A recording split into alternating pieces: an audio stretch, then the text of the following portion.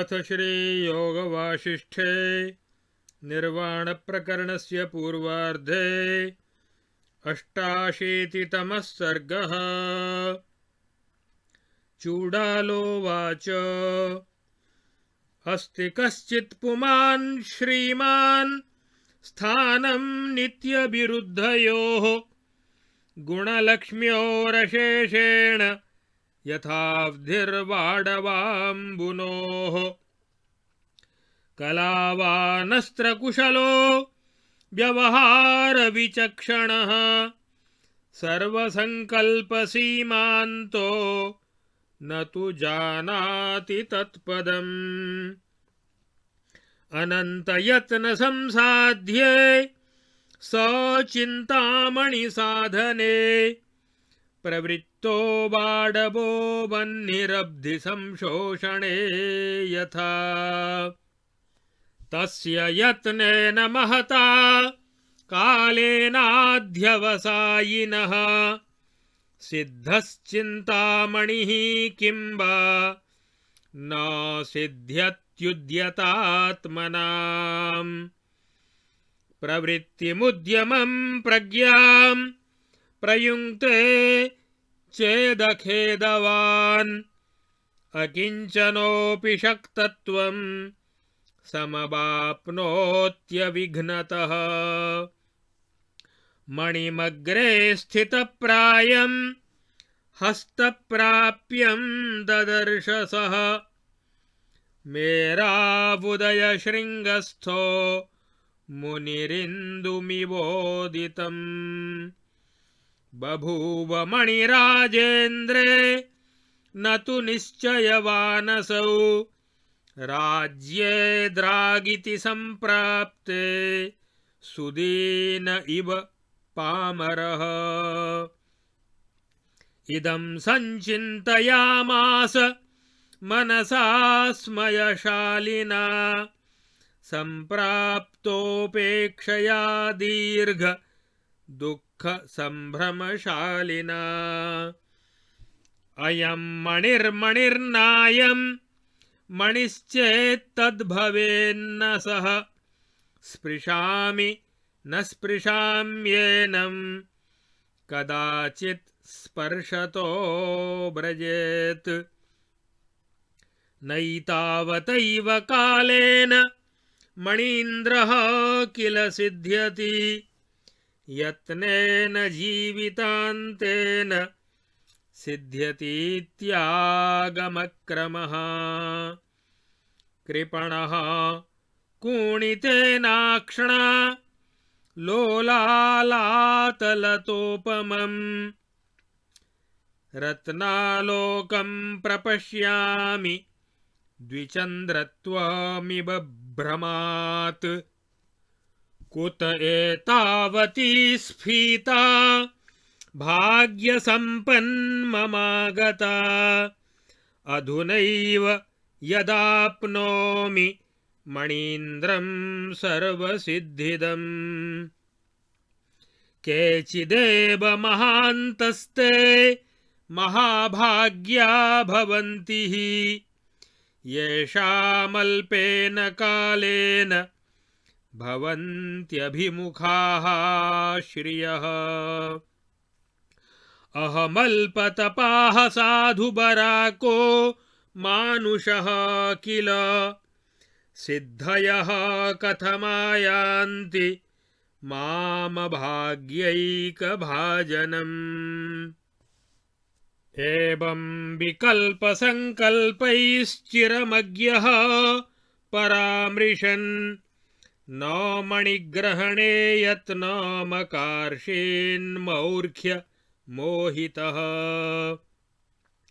न यदा येन लब्धव्यं न तत्प्राप्नोत्यसौ तदा चिन्तामणिरवाप्तोऽपि दुर्धिया हेलयोज्झितः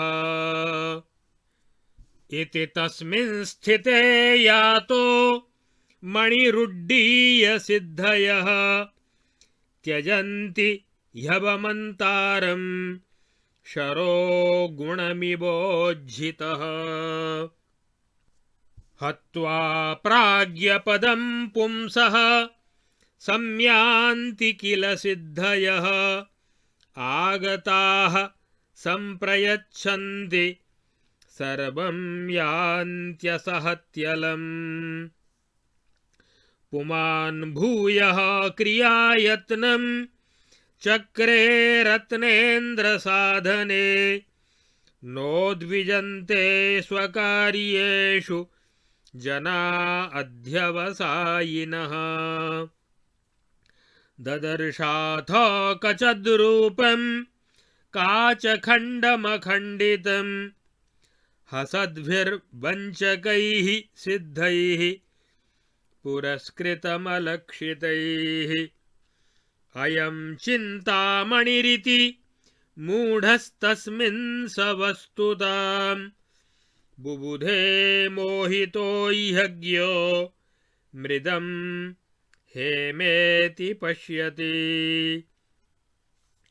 अष्टौ षष्ठं द्विषं मित्रं रज्जुं सर्पं स्थलं जलं चन्द्रौ द्वौ कुरुते चित्तगतो मोहोमृतं विषम् तं दग्धमणिमादाय प्राक्तनीं च श्रियं जहौ सर्वं चिन्तामणेरस्मात् प्राप्यते किं धनैरिह देशोऽयमसुखो रूक्षो जनैः पापिभिरावृतः किं तद्गेहं गतप्रायं किं नाम मम बन्धवः दूरं गत्वा यथा कामं सुखं तिष्ठामि सम्पदा इत्यादाय मणिं मूढः शून्यकाननमाययौ तत्र काचकणेनासौ तेन तामापदं ययौ कज्जलाद्रेरिव निभा मौर्ह्यस्यैवाङ्गया समा दुःखानि मौर्ह्यविभवेन भवन्ति यानि नैवापदो न च जरामरणेन तानि सर्वापदां शिरसि तिष्ठति मौर्ख्यमेकं कृष्णं जनस्य वपुषामिव केशजालम् इत्यार्षे श्री वासिष्ठ महारामायणे वाल्मीकीये देवदूतोक्तमोक्षोपायेषु निर्वाणप्रकरणे पूर्वार्धे चूडालोपाख्याने मणिकाचोपाख्यानं नाम 88तमः सर्गः। अथ 89तमः सर्गः। चूडालोवाच अथे मम परं रम्यं वृत्तान्तं शृणु भूमिप परं प्रबोधनं बुद्धेः साधो सदृशमात्मनः अस्ति विन्ध्यवने हस्ती महायूथपयूथपः आगस्त्या शुद्धया बुद्ध्या विन्ध्येनेवोदितः स्वतः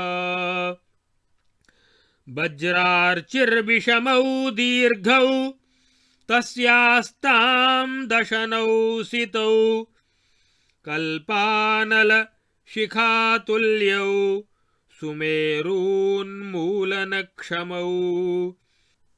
सबद्धो लोहजालेन हस्तिपेन किलाभितः मुनीन्द्रेणेव विन्ध्याद्रि रूपेन्द्रेणेव वावलिः निबद्धो यन्त्रणामाप शस्त्रकुम्भार्दितो गजः तां जगाम व्यथां धीरो नवाग्नौ पुरमेति याम् रिपौ हस्तिपके दूरादपश्यति सवारणः अयः समुद्गके यस्मिन्निनाय दिवसत्रयम् खेदान्निगडनिर्भेदे यत्नवान् स मतङ्गजः चकार किङ्किणीक्वाणम्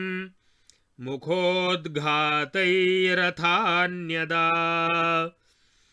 दन्ताभ्यां यत्नतस्ताभ्यां मुहूर्तद्वितयेन सह बभञ्ज शृङ्खलाजालम् स्वर्गार्गलमिवासुरः तं तस्य निगडच्छेदमपश्यद्दूरतो रिपुः बलेः स्वर्गावदलनं हरेर्मेरुतलादिव तस्य विच्छिन्नपाशस्य मूर्ध्नि तालतरो रिपुः पपातक्रमतः स्वर्गं हरिर्मेरोर्वलेरिव सपतन् पादपद्माभ्यामप्राप्य करिणः शिरः पपातोर्भ्यां फलं पक्वं वाताहतमिवाकुलः तं पुरः पतितं दृष्ट्वा महेभः करुणां ययौ स्फुरत्स्फारगुणाः सन्तः सन्ति तिर्यग्गतावपि पतितं दलयामीति किं नाम मम पौरुषं वारणोऽपीति कलयन् न जघान सतं रिपुं केवलं निगडव्यूहं विदार्याभिजगामः विततं सेतुमुत्सार्य विपुलौघ इवाम्भसः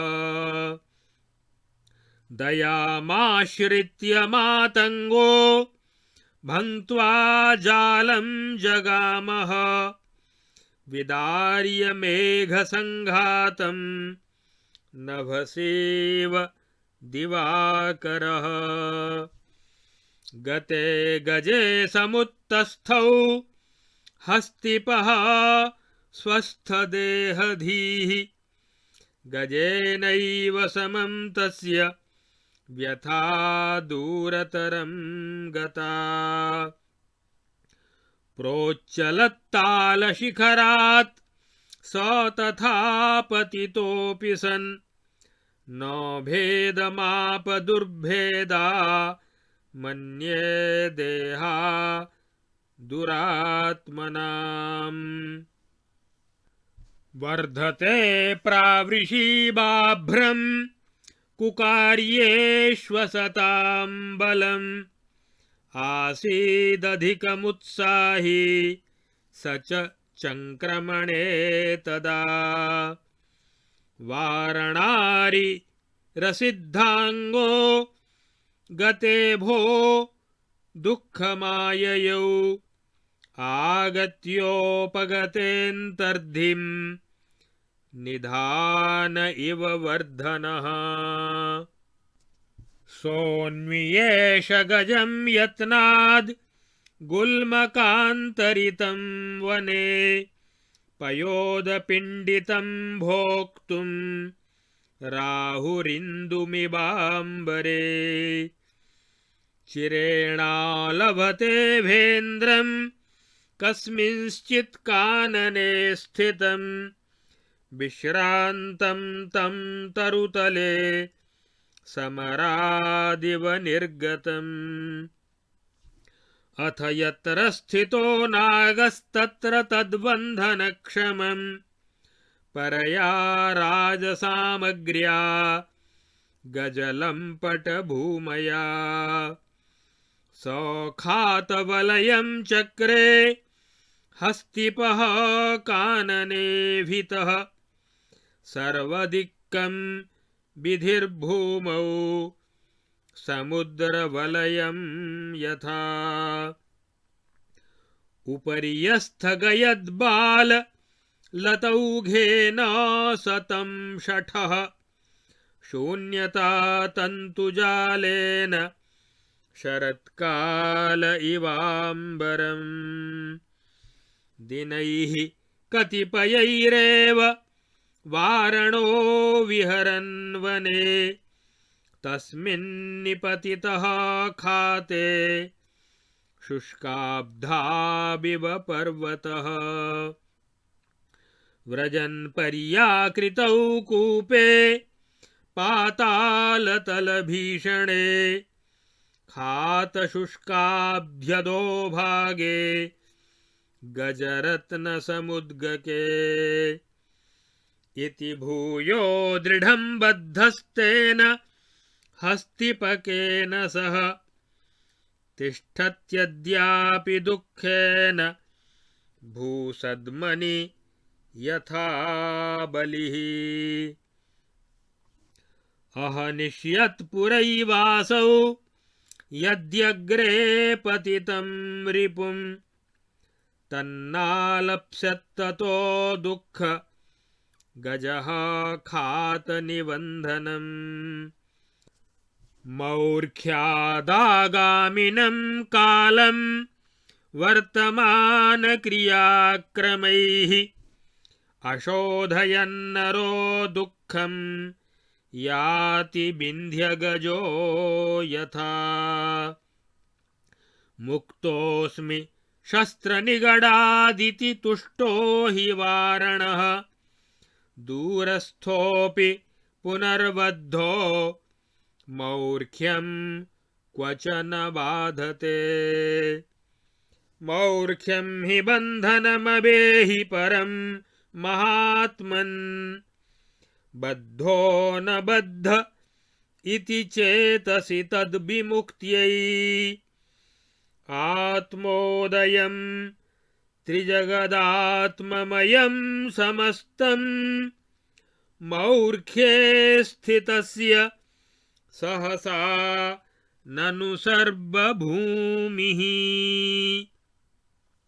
इत्यार्षे श्री वासिष्ठ महारामायणे वाल्मीकीये देवदूतोक्त मोक्षोपायेषु निर्वाण प्रकरणे पूर्वार्धे चूडालोपाख्याने हस्तिकोपाख्यानं नाम 89तमः सर्गः।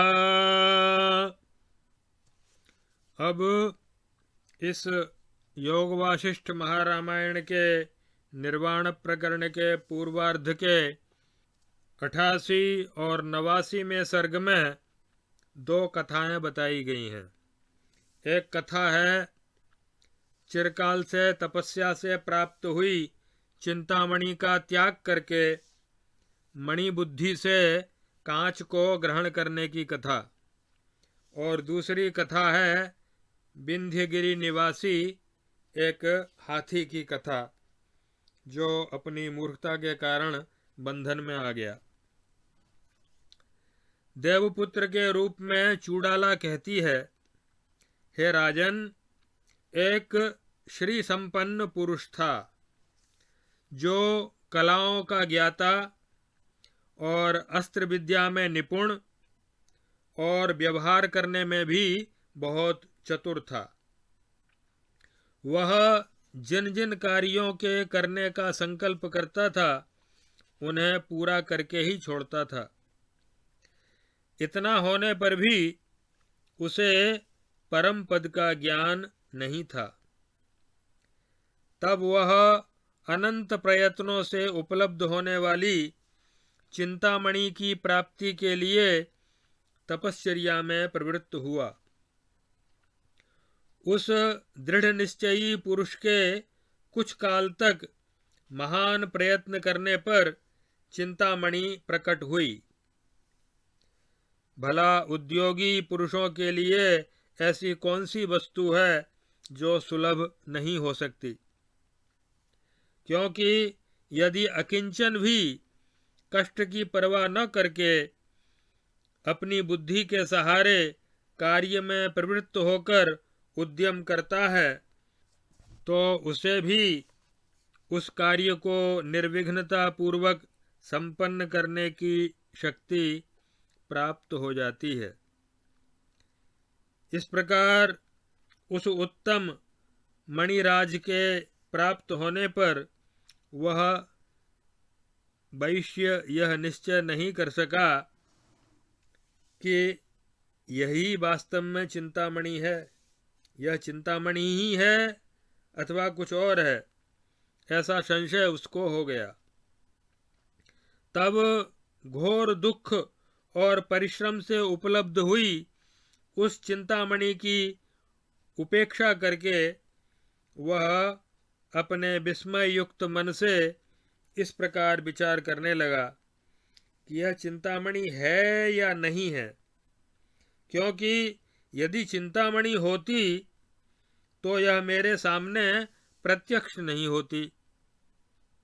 अब मैं इसका स्पर्श करूं या न करूं, कहीं ऐसा तो नहीं कि यह मेरे छूने से ही अदृश्य हो जाए। निश्चय ही इतने ही समय में उस वास्तविक मणिराज की प्राप्ति नहीं हो सकती, क्योंकि शास्त्रों का कथन है कि उसके लिए जीवन पर्यंत प्रयत्न करना पड़ता है। भला मेरी ऐसी उत्कृष्ट भाग्य संपत्ति कहाँ हो सकती है जो इतने थोड़े काल में ही संपूर्ण सिद्धियों को प्रदान करने वाली उस चिंतामणि को मैं पालूं। मेरी तपस्या तो बहुत थोड़ी है, मैं साधुओं में एक तुच्छ मनुष्य हूँ और दुर्भाग्य का एकमात्र पात्र हूँ। ऐसी स्थिति में सिद्धियां मेरे निकट कैसे आ सकती हैं।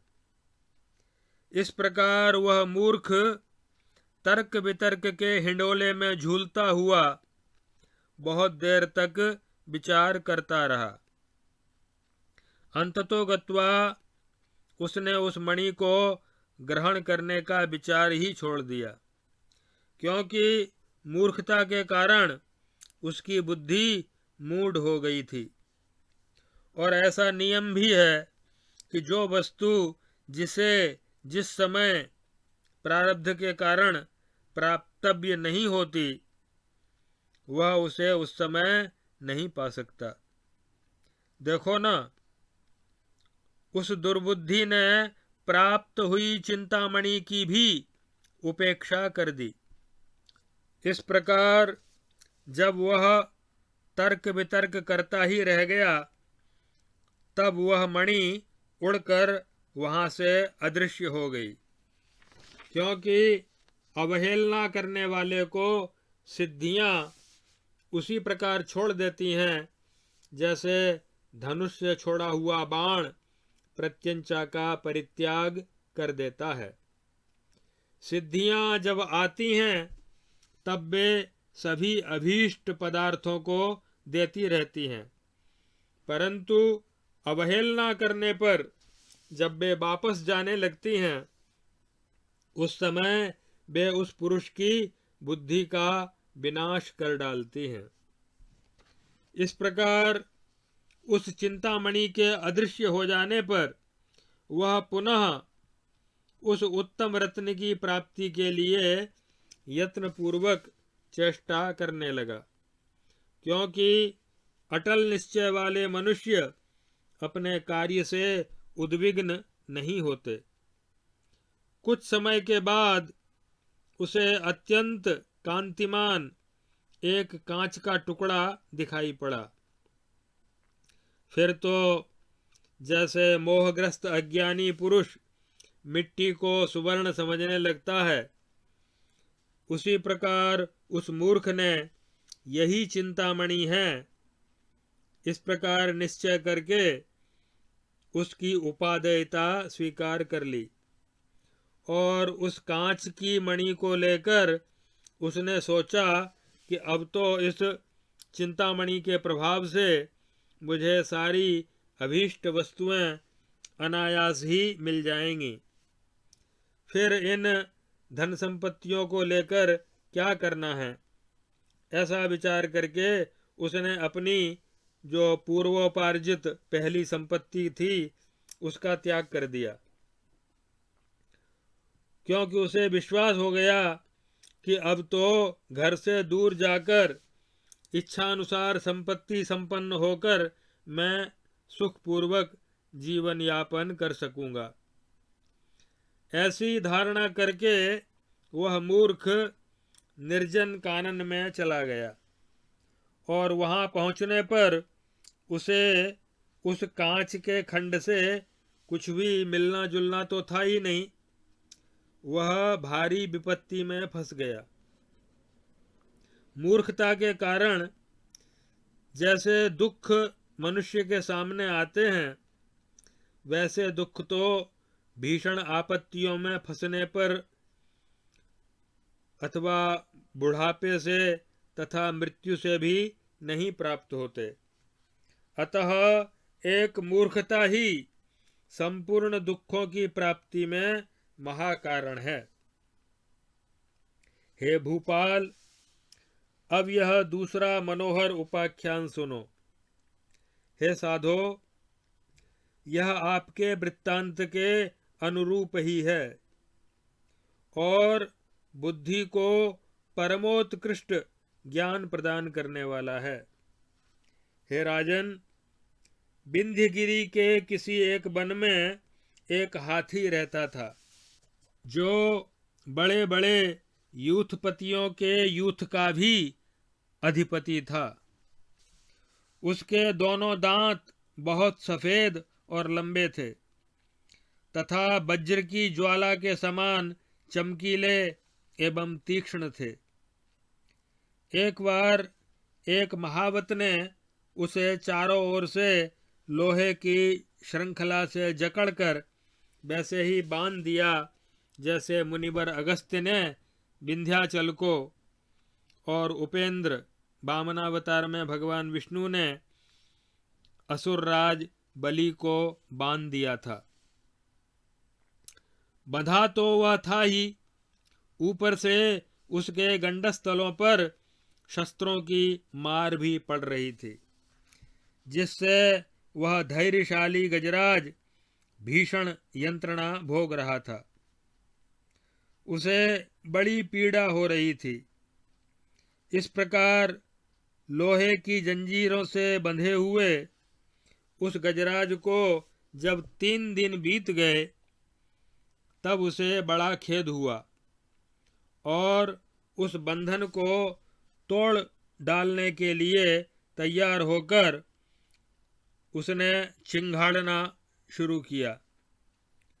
और फिर तो 4 ही घड़ी में घोर प्रयास करके उस हाथी ने अपने दोनों दांतों से बंधन को छिन्न भिन्न कर दिया।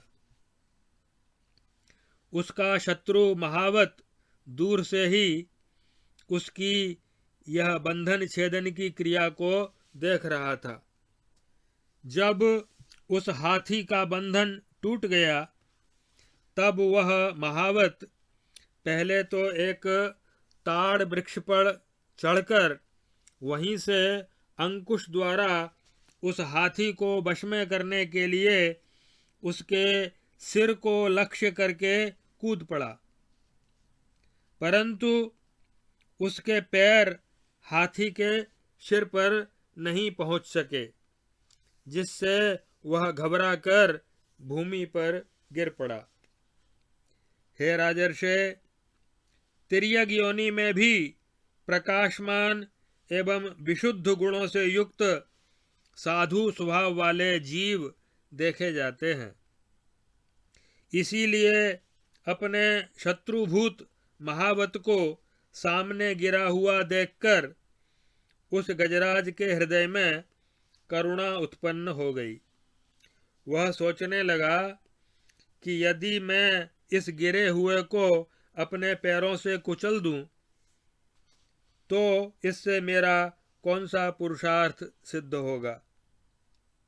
इस प्रकार विचार करके हाथी ने अपने शत्रुभूत उस महावत के प्राण नहीं लिए। जब वह हाथी वहां से जंगल की ओर चला गया तब महावत उठ बैठा। उसका शरीर और उसकी बुद्धि दोनों स्वस्थ थे। हाथी के जाने के साथ ही साथ उसकी व्यथा भी दूर हो गई। इतने ऊंचे ताड़ वृक्ष की चोटी से गिरने पर भी उसका अंग भंग नहीं हुआ था। वह पैदल चलने में बड़ा उत्साही था। इस प्रकार जब उस हाथी के शत्रु महावत का प्रयोजन सिद्ध नहीं हुआ और हाथी उसके हाथ से निकल गया तब उसे महान दुख हुआ। वह पुनः यत्नपूर्वक वन में झाड़ियों में छिपे हुए उस हाथी की खोज करने लगा। चिरकाल के पश्चात इसे वही गजराज मिला जो एक जंगल में वृक्ष के नीचे बैठकर विश्राम कर रहा था। तब उस धूर्त महावत ने जहां वह हाथी बैठा था उसके समीप ही हाथी के फंसाने के योग्य एक गोलाकार बड़ा विशाल गड्ढा खोदकर तैयार किया और ऊपर से उसे कोमल लताओं से ढक दिया। कुछ ही दिनों के बाद जब वह हाथी वन में विहार कर रहा था कि यकायक उसी गड्ढे में जा गिरा। तब उस महावत ने गड्ढे में गिरे हुए उस हाथी को पुनः सुदृढ़ रूप से बांध दिया, जो आज भी उस भूगर्भ में पड़ा दुख भोग रहा है। यदि वह हाथी अपने सामने गिरे हुए शत्रु को पहले ही मार डाले होता तो आज उसे शत्रु द्वारा गर्त बंधन रूप दुख की प्राप्ति नहीं हुई होती। जो मनुष्य मूर्खतावश वर्तमान क्रियाओं द्वारा आगामी काल का शोधन नहीं कर लेता वह विंध्यगिरि निवासी गजराज की भांति ही दुख का भागी होता है। वह हाथी मैं श्रृंखला बंधन से मुक्त हो गया हूं इतने मात्र से ही संतुष्ट हो गया, परंतु दूर चले जाने पर भी वह पुनः अज्ञानवश बंधन में पड़ गया। भला मूर्खता कहाँ नहीं बाधा पहुंचाती, अर्थात सर्वत्र बाधा ही देती है, बाधा देती ही है। हे महात्मन, बद्ध हुआ भी मैं बंधन रहित हूँ, इस प्रकार की चित्तगत मूर्खता को ही परम बंधन समझना चाहिए। अतः उससे छुटकारा पाने के लिए परमात्मा के संकल्प से उत्पन्न संपूर्ण त्रिलोकी को परमात्मा का स्वरूप समझना चाहिए। जिसे इस प्रकार का ज्ञान नहीं है और जो मूर्खता में स्थित है उसके लिए वह स्वयं ही सहसा समस्त बंधनों का कारण बन जाता है। इस संदर्भ में भारवी की उक्ति स्मरण में आ रही है, सहसा विदधीत न क्रियाम अविवेकः परमापदां पदम वृणुते हि विमृश्य कारिणं गुणलुब्धा स्वयमेव संपदः।